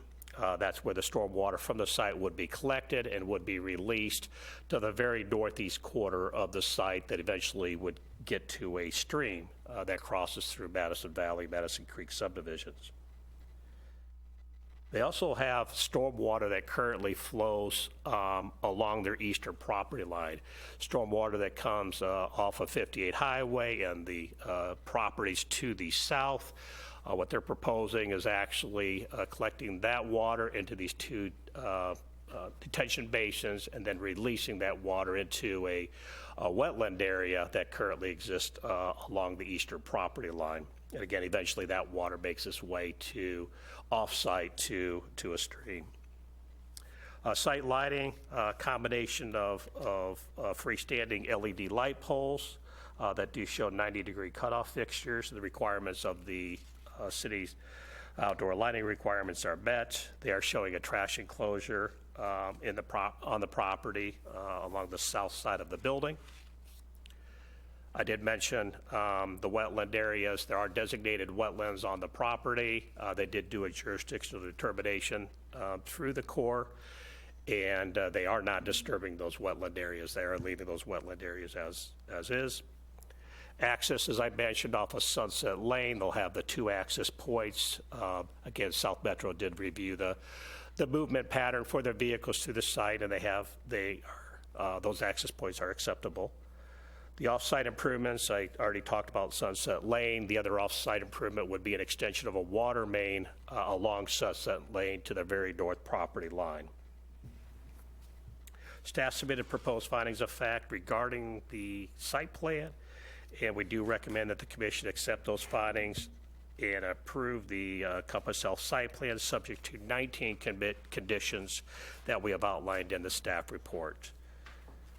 Again, Mr. Rocco's provided his memorandum regarding his review of the plans regarding the public improvements on the site. That would conclude staff report. Thank you. Do any of the commissioners have any questions? Just a quick one. Sunset Lane, the two entrances to the subject property, what is that? Two lanes, or is it any thought of widening that right there, or as we get Sunset Lane into the subject property? Yes, Sunset Lane would be continued, as it exists now width-wise, would be continued to the north. They'd have to extend the pavement at least to the northern access point to the site. Mm-hmm. So that will have plenty, that's a commercial width of a roadway, have plenty of access for anybody that would be visiting this site, as well as any emergency vehicles, et cetera. Gotcha. Okay, thank you.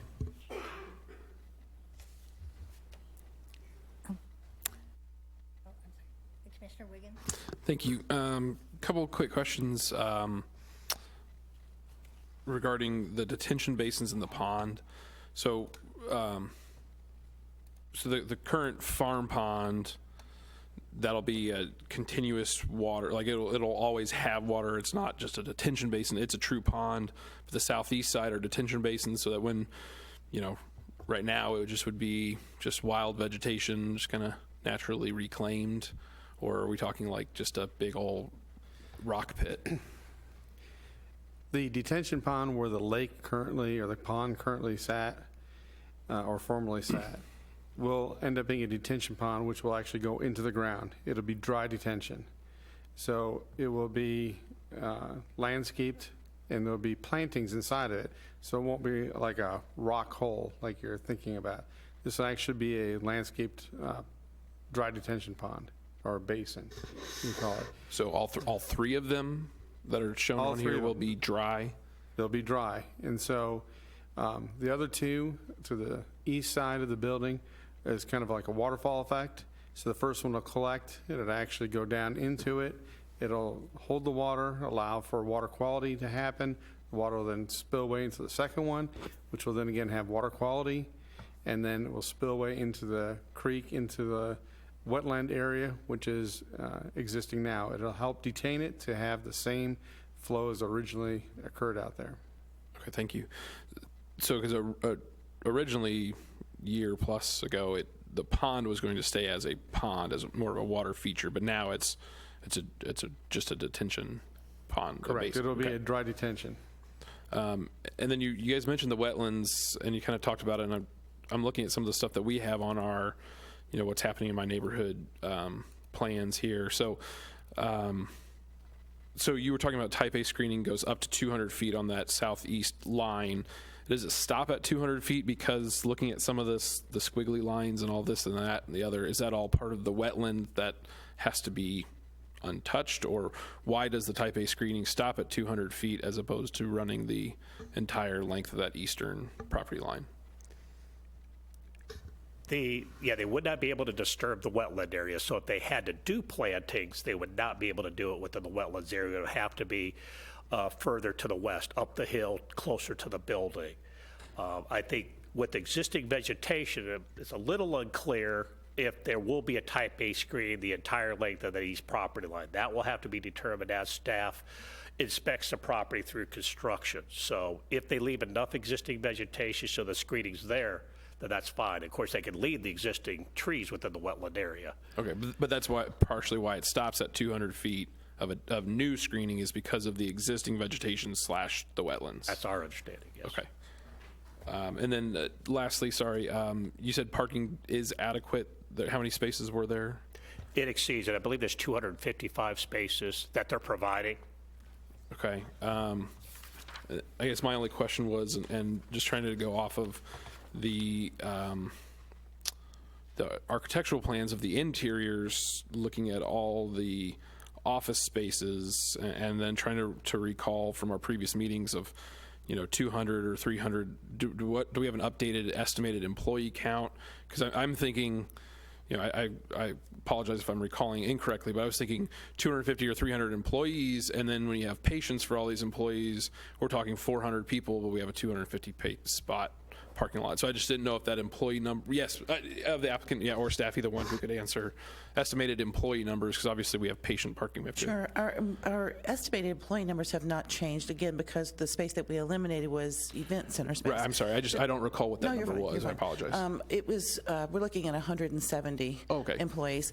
And, what we did was we took a look at the number of providers that we have, and then how often, some folks see patients for an hour. Others turn them over every 15 Yeah, minutes. I just was wanting to get that number, because I was worried that we were going to be limited on, but that seems appropriate. Thank you. Appreciate that. Thank you, staff.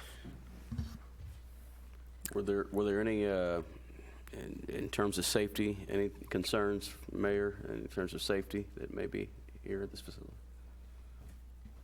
From my understanding, from talking to the chief, there weren't any concerns there. There were concerns initially that there was going to be on-site overnight stay, and I think that was allayed to rest, that it's just is merely a treatment facility, provides different levels of medical care. 24 hours? No. Okay. All right. Thank you. Any other questions? I have one. Our earlier speaker mentioned that things had changed somewhat from the original plans, and they were not really happy with the way they had changed. And I'm just curious as to what has changed and why it has changed. Excuse me. Yeah, I'm glad you brought that up. I'd like to respond to that. So Mr. Faulkner mentioned that that we had trees bulldozed on the property, and that's not accurate. There were trees bulldozed, but that was in the adjacent property next to us. That was not on our property. The pond, which some of you may remember, was a pond. So the pond was leaking, and we made arrangements to have it shored up to stop the leak. There was a miscommunication in the process, and the pond was breached. So that was unintentional. But we do believe that we're going to be able to still incorporate the use of the pond as a dry detention. So we're still using that. But I just wanted to clarify that the trees that were bulldozed, we didn't do that. So where were the trees that were bulldozed? They were on the 58 side. Okay. Uh-huh.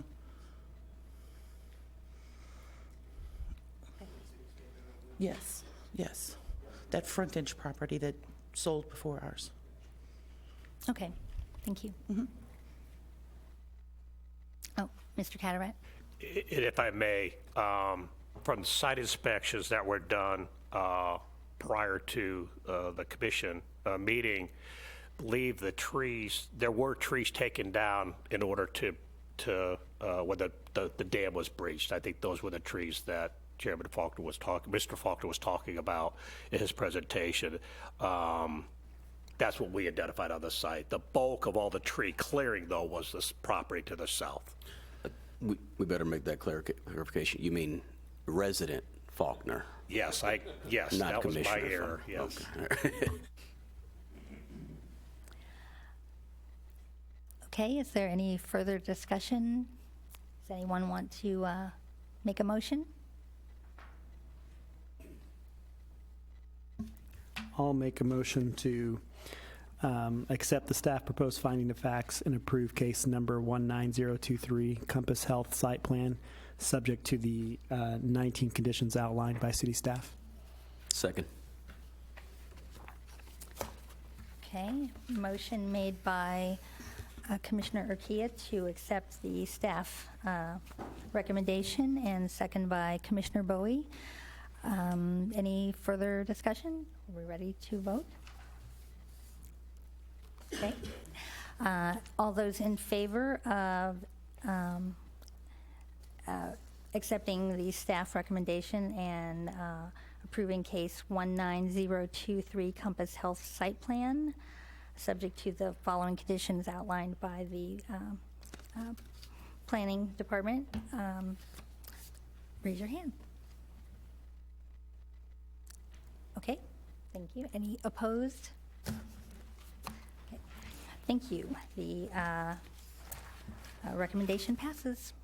We'll go on to the City Council. City report.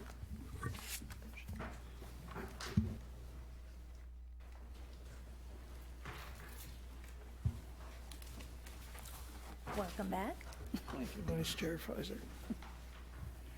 Okay, at this time, Mr. Zur, can you give us a City Council report, please?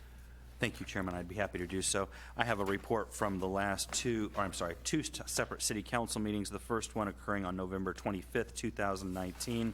During the course of that meeting, the City Council had the opportunity to consider some of the work that the Planning and Zoning Commission previously had put in particular the rezoning of the Grant Drive and Adams Street property, which altered the property zoning from C2 General Commercial District to an R3B Apartment Community Residential District.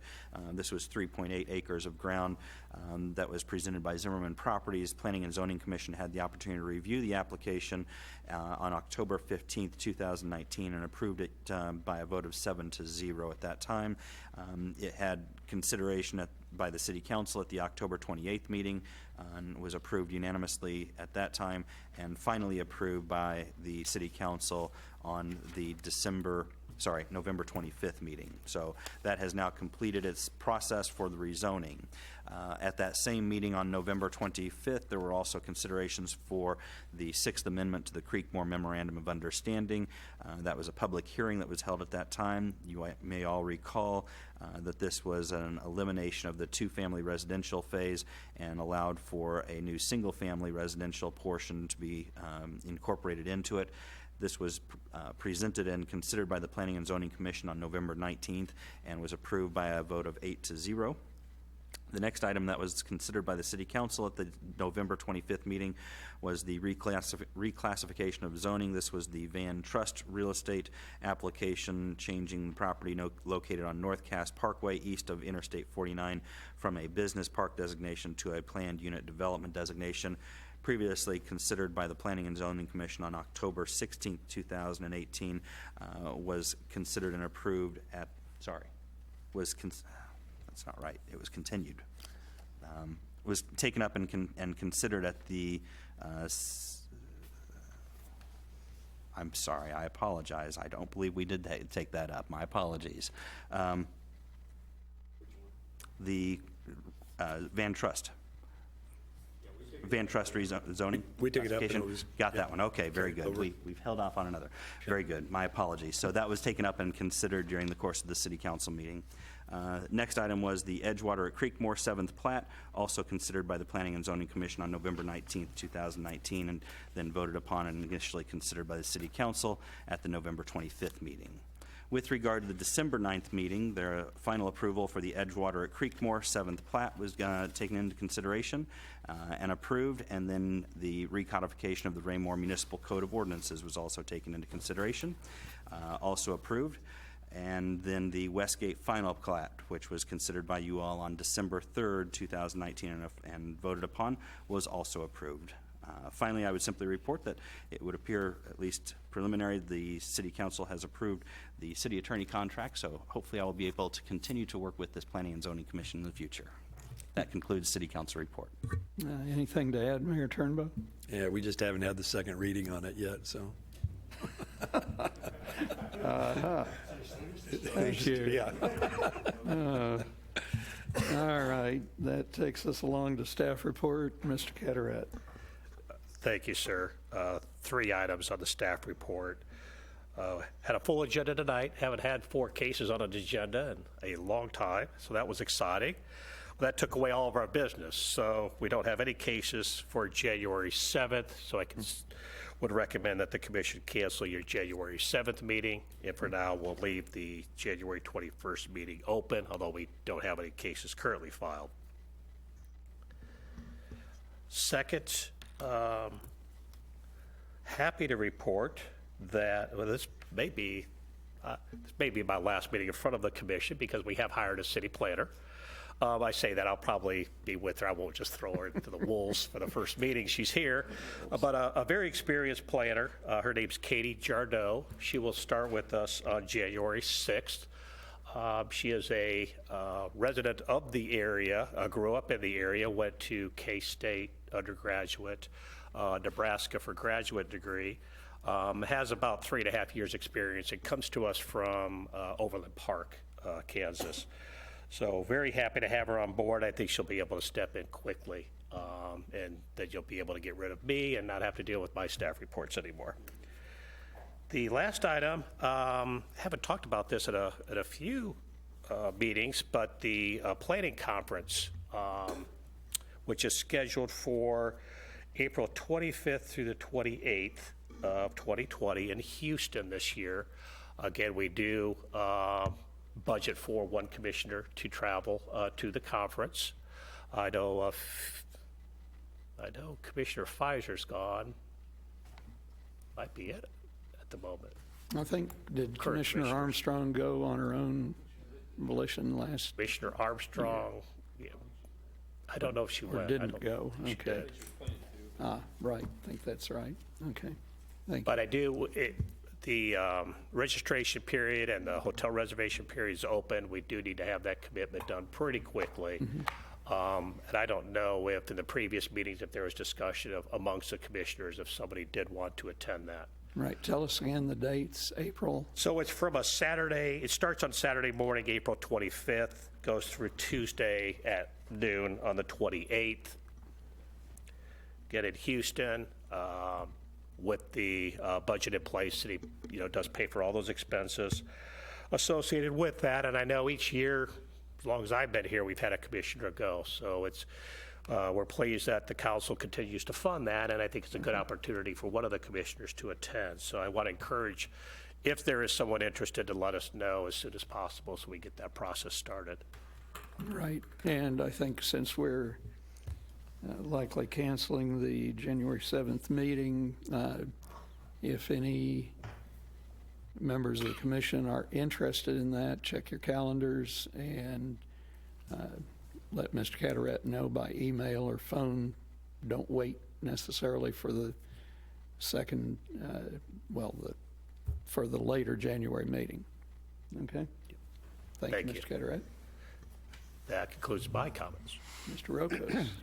I just have a couple brief comments. I've been telling you the last couple of meetings about the connection from Bristol to Saddlebrook. If you've been out there recently, you've seen that we've now got that graded, and you can actually see where the street will be, and that connection will happen. The weather did not work with us this late fall.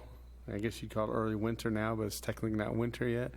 So we're not going to be able to pave that road this fall, and so it'll give a chance the ground to settle out through the winter, and in the spring they'll put curbs and pave the street, and you'll be able to get across that area right there.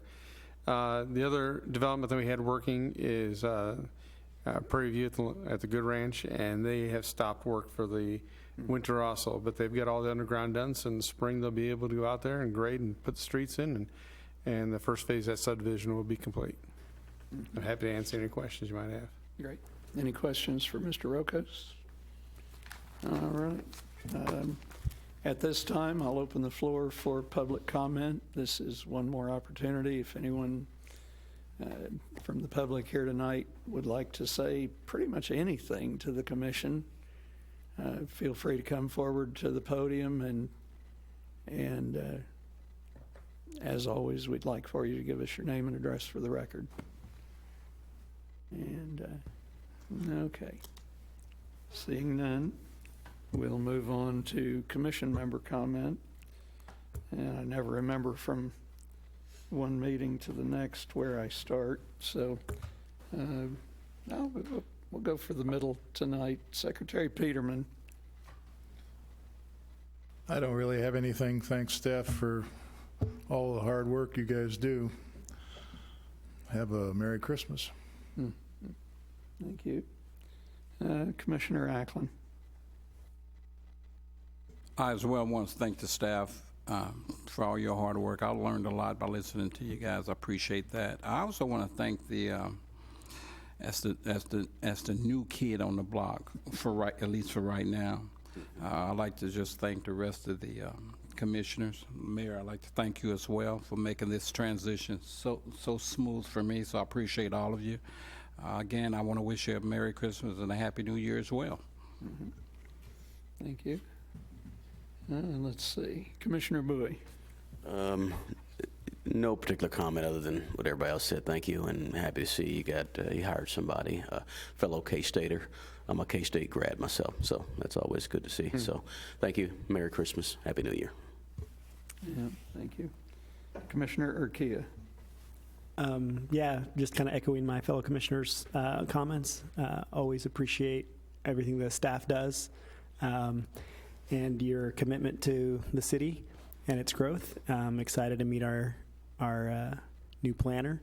I did not go to K-State. I grew up in Manhattan, so I am very familiar with the university.